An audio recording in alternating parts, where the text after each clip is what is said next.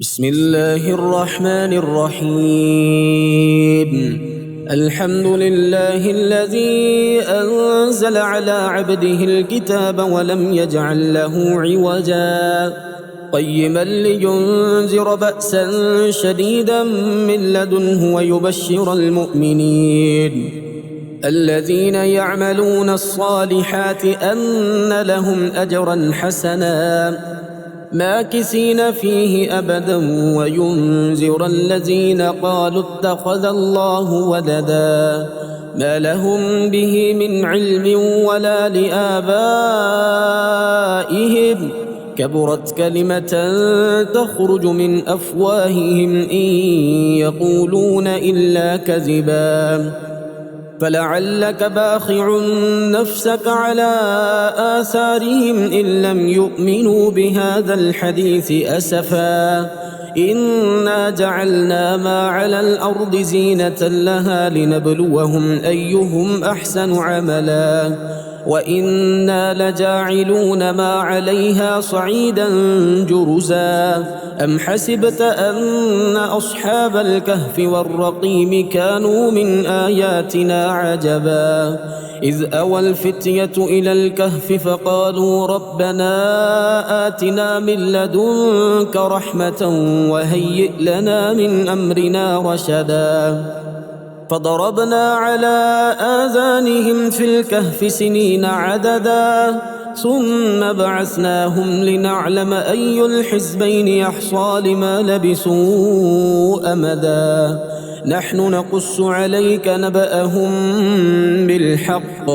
إنهم فتية آمنوا بربهم وزدناهم هدى وربطنا على قلوبهم إذ قاموا فقالوا ربنا رب السماوات والأرض لن ندعو من دونه إلها لقد قلنا إذا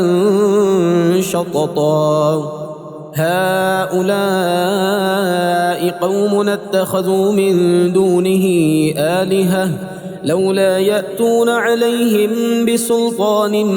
بين فمن أظلم ممن افترى على الله كذبا وإذ اعتزلتموهم وما يعبدون إلا الله فأووا إلى الكهف ينشر لكم ربكم من رحمته ويهيئ لكم من أمركم مرفقا وترى الشمس إذا طلعت تزاور عن كهفهم ذات اليمين وإذا غربت تقرضهم ذات الشمال وهم في فجوة منه ذلك من آيات الله من يهد الله فهو المهتد ومن يضلل فلن تجد له وليا مرشدا وتحسبهم أيقاظا وهم رقود ونقلبهم ذات اليمين وذات الشمال وكلبهم باسط ذراعيه بالوصيد لو اطلعت عليهم لوليت منهم فرارا ولملئت منهم رعبا وكذلك بعثناهم ليتساءلوا بينهم قال قائل منهم كم لبثتم قالوا لبثنا يوما أو بعض يوم قالوا ربكم أعلم بما لبثتم فابعثوا أحدكم بورقكم هذه إلى المدينة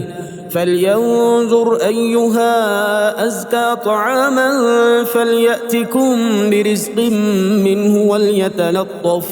ولا يشعرن بكم أحدا إنهم إن يظهروا عليكم يرجموكم أو يعيدوكم في ملتهم ولن تفلحوا إذا أبدا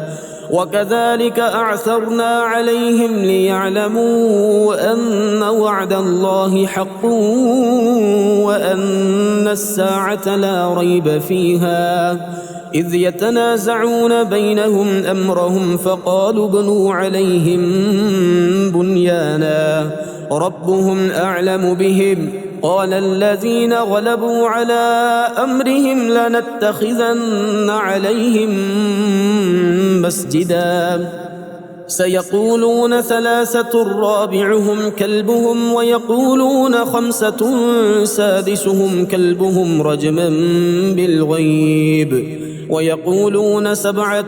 وثامنهم كلبهم قل ربي أعلم بعدتهم ما يعلمهم إلا قليل فلا تمار فيهم إلا مراء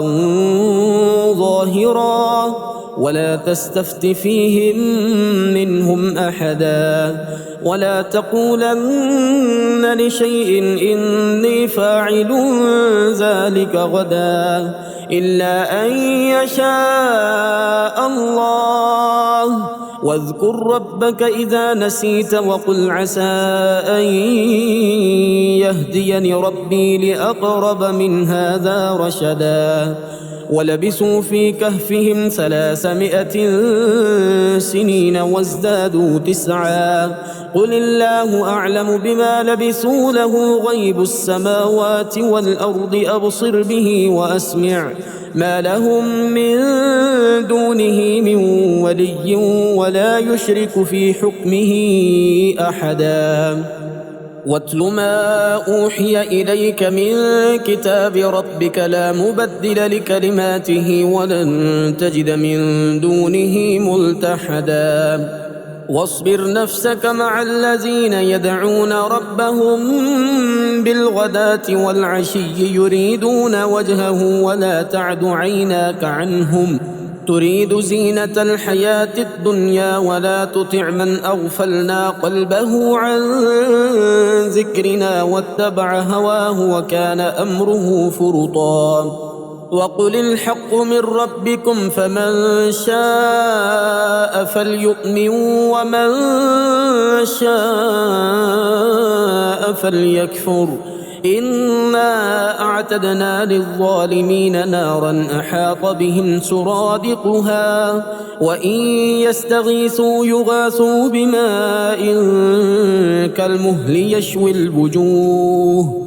بئس الشراب وساءت مرتفقا إن الذين آمنوا وعملوا الصالحات إنا لا نضيع أجر من أحسن عملا أولئك لهم جنات عدن تجري من تحتهم الأنهار يحلون فيها من أسابر من ذهب ويلبسون ثيابا خضرا من سندس واستبرق متكئين فيها على الأرائك نعم الثواب وحسنت مرتفقا واضرب لهم مثل الرجلين جعلنا لأحدهما جنتين من أعناب وحففناهما بنخل وجعلنا بينهما زرعا كلتا الجنتين آتت أكلها ولم تظلم منه شيئا وفجرنا خلالهما نهرا وكان له ثمر فقال لصاحبه وهو يحاوره أنا أكثر منك مالا وأعز نفرا ودخل جنته وهو ظالم لنفسه قال ما أظن أن تبيد هذه أبدا وما أظن الساعة قائمة ولئن رددت إلى ربي لأجدن خيرا منها منقلبا قال له صاحبه وهو يحاوره أكفرت بالذي خلقك من تراب ثم من نطفة ثم سواك رجلا لكن هو الله ربي ولا أشرك بربي أحدا ولولا إذ دخلت جنتك قلت ما شاء الله لا قوة إلا بالله إن ترني أنا أقل منك مالا وولدا فعسى ربي أن يؤتيني خيرا من جنتك ويرسل عليها حسبانا من السماء فتصبح صعيدا زلقا أو يصبح ماؤها غورا فلن تستطيع له طلبا وأحيط بثمره فأصبح يقلب كفيه على ما أنفق فيها وهي خاوية على عروشها ويقول يا ليتني لم أشرك بربي أحدا ولم تكن له فئة ينصرونه من دون الله وما كان منتصرا هنالك الولاية لله الحق هو خير ثوابا وخير عقبا واضرب لهم مثل الحياة الدنيا كماء إن أنزلناه من السماء فاختلط به نبات الأرض فأصبح هشيما تذروه الرياح وكان الله على كل شيء مقتدرا المال والبنون زينة الحياة الدنيا والباقيات الصالحات خير عند ربك ثوابا وخير أملا ويوم نسير الجبال وترى الأرض بارزة وحشرناهم فلم نغادر منهم أحدا وعرضوا على ربك صفا لقد جئتمونا كما خلقناكم أول مرة بل زعمتم أن لن نجعل لكم موعدا ووضع الكتاب فترى المجرمين مشفقين مما فيه ويقولون يا ويلتنا ما لهذا الكتاب لا يغادر صغيرة ولا كبيرة إلا أحصاها ووجدوا ما عملوا حاضرا ولا يظلم ربك أحدا وإذ قلنا للملائكة اسجدوا لآدم فسجدوا إلا إبليس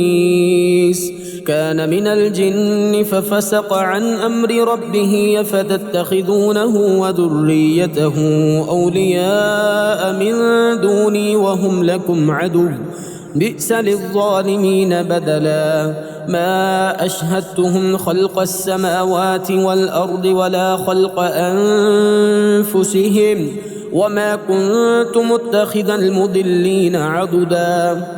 ويوم يقول نادوا شركائي الذين زعمتم فدعوهم فلم يستجيبوا لهم وجعلنا بينهم موبقا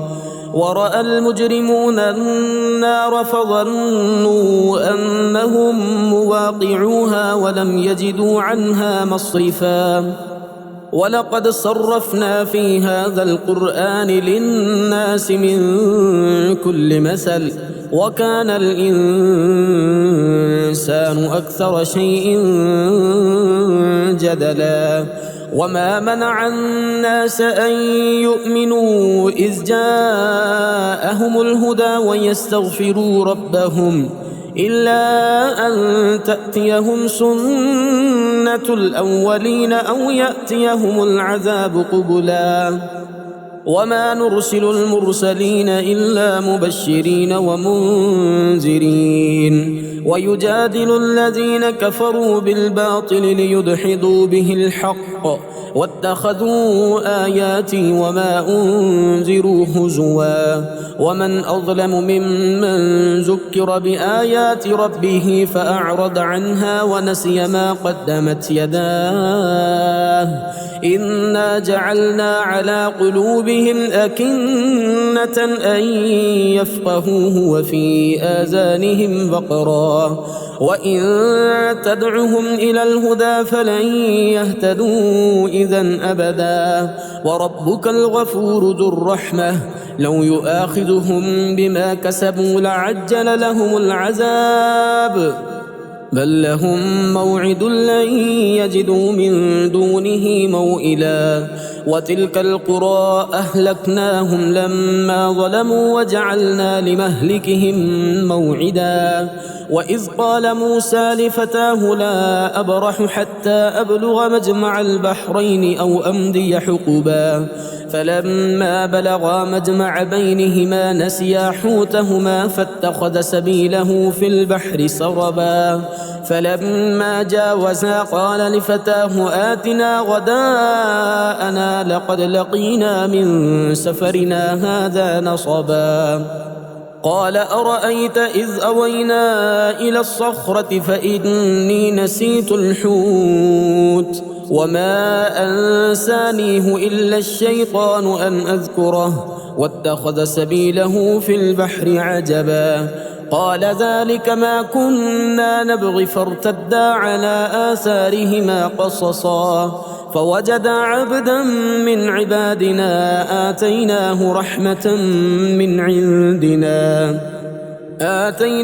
رحمة من عندنا وعلمناه من لدنا علما قال له موسى هل أتبعك على أن تعلمني مما علمت رشدا قال إنك لن تستطيع معي صبرا وكيف تصبر على ما لم تحط به خبرا قال ستجدني إن شاء الله صابرا ولا أعصي لك أمرا قال فإن اتبعتني فلا تسألني عن شيء حتى أحدث لك منه ذكرا فانطلقا حتى إذا ركبا في السفينة خرقها قال أخرقتها لتغرق أهلها لقد جئت شيئا إمرا قال ألم أقل إنك لن تستطيع معي صبرا قال لا تؤاخذني بما نسيت ولا ترهقني من أمري عسرا فانطلقا حتى إذا لقيا غلاما فقتله قال أقتلت نفسا زكية بغير نفس لقد جئت شيئا نكرا قال ألم أقل لك إنك لن تستطيع معي صبرا قال إن سألتك عن شيء بعدها فلا تصاحبني قد بلغت من لدني عذرا فانطلقا حتى إذا أتيا أهل قرية استطعما أهلها فأبوا أن يضيفوهما فوجدا فيها جدارا يريد أن ينقض فأقامه قال لو شئت لاتخذت عليه أجرا قال هذا فراق بيني وبينك سأنبئك بتأويل ما لم تستطع عليه صبرا أما السفينة فكانت لمساكين يعملون في البحر فأردت أن أعيبها وكان وراءهم ملك يأخذ كل سفينة غصبا وأما الغلام فكان أبواه مؤمنين فخشينا أن يرهقهما طغيانا وكفرا فأردنا أن يبدلهما ربهما خيرا منه زكاة وأقرب رحما وأما الجدار فكان لغلامين يتيمين في المدينة وكان تحته كنز لهما وكان أبوهما صالحا فأراد ربك أن يبلغا أشدهما ويستخرجا كنزهما رحمة من ربك وما فعلته عن أمري ذلك تأويل ما لم تسطع عليه صبرا ويسألونك عن ذي القرنين قل سأتلو عليكم منه ذكرا إنا مكنا له في الأرض وآتيناه من كل شيء سببا فأتبع سببا حتى إذا بلغ مغرب الشمس وجدها تغرب في عين حمئة ووجد عندها قوما قلنا يا ذا القرنين إما أن تعذب وإما أن تتخذ فيهم حسنا قال أما من ظلم فسوف نعذبه ثم يرد إلى ربه فيعذبه عذابا نكرا وأما من آمن وعمل صالحا فله جزاء الحسنى وسنقول له من أمرنا يسرا ثم أتبع سببا حتى إذا بلغ مطلع الشمس وجدها تطلع على قوم لم نجعل لهم من دونها سترا كذلك وقد أحطنا بما لديه خبرا ثم أتبع سببا حتى إذا بلغ بين السدين وجد من دونهما قوما لا يكادون يفقهون قولا قالوا يا ذا القرنين إن يأجوج ومأجوج مفسدون في الأرض فهل نجعل لك خرجا على أن تجعل بيننا وبينهم سدا قال ما مكنني فيه ربي خير فأعينوني بقوة أجعل بينكم وبينهم ردما آتوني زبر الحديد حتى إذا ساوى بين الصدفين قال انفخوا حتى إذا جعله نارا قال آتوني أفرغ عليه قطرا فما استطاعوا أن يظهروه وما استطاعوا له نقبا قال هذا رحمة من ربي فإذا جاء وعد ربي جعله دكاء وكان وعد ربي حقا وتركنا بعدهم يومئذ يموج في بعض ونفخ في الصور فجمعناهم جمعا وعرضنا جهنم يومئذ للكافرين عرضا الذين كانت أعينهم في غطاء عن ذكري وكانوا لا يستطيعون سمعا أفحسب الذين كفروا أن يتخذوا عبادي من دوني أولياء إنا أعتدنا جهنم للكافرين نزلا قل هل ننبئكم بالأخسرين أعمالا الذين ضل سعيهم في الحياة الدنيا وهم يحسبون أنهم يحسنون صنعا أولئك الذين كفروا بآيات ربهم ولقائه فحبطت أعمالهم فلا نقيم لهم يوم القيامة وزنا ذلك جزاؤهم جهنم بما كفروا واتخذوا آياتي ورسلي هزوا إن الذين آمنوا وعملوا الصالحات كانت لهم جنات الفردوس نزلا خالدين فيها لا يبغون عنها حولا قل لو كان البحر مدادا لكلمات ربي لنفد البحر قبل أن تنفد كلمات ربي ولو جئنا بمثله مددا قل إنما أنا بشر مثلكم يوحى إلي أنما إلهكم إله واحد فمن كان يرجو لقاء ربه فليعمل عملا صالحا ولا يشرك بعبادة ربه أحدا